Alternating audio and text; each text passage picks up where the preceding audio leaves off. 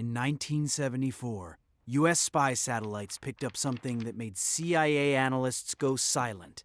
A Soviet shipyard, completely roofed over, the entire facility, hidden from above. They didn't know what was being built inside. They just knew it was enormous. 3 years later, it surfaced in the Arctic Ocean. And when NATO commanders got their first photograph, they created an entirely new category just to classify it. This is the Typhoon-class submarine. 175 meters long, nuclear-powered, capable of vanishing underwater for 6 months.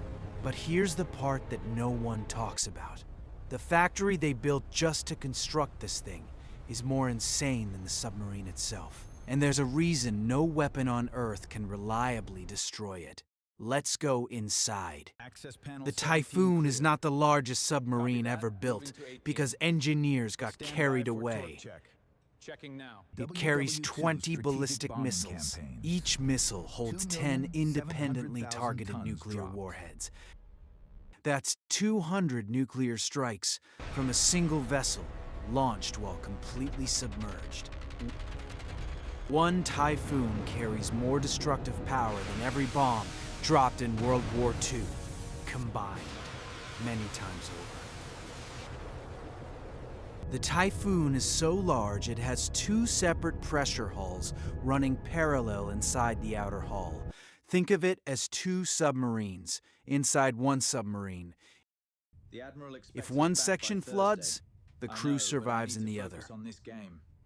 It has an indoor swimming pool, a sauna, a bird aviary, because the Soviet Navy knew if you want a crew to stay underwater for 6 months and still be capable of launching nuclear weapons on command, you have to make it livable. This wasn't just an engineering project. It was a psychological one. Now here's where it gets genuinely insane. You can't build a 175-meter nuclear submarine in the open air. The weather alone would destroy the precision welding. The CIA would photograph every stage of construction. So the Soviets built a facility that didn't exist on any public map. The Sevmash shipyard, Severodvinsk, above the Arctic Circle. Inside it, one of the largest indoor spaces ever built for a single manufacturing purpose. The Typhoon wasn't built as one piece. Built in modules, massive steel sections, each the size of a building, welded together in sequence. Internal systems installed before the outer hull sealed. Once the outer shell closes, nothing goes in or out. Every component had to be sequenced perfectly.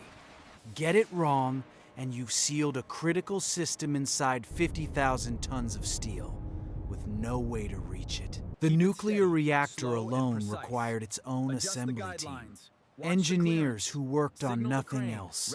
The reactor compartment, sealed in lead and steel, was one of the first modules installed. Everything is built around it. First, steel cut to launch. Approximately 3 years. The Soviets built 6 of them. Why can't anyone destroy it, even if they find it?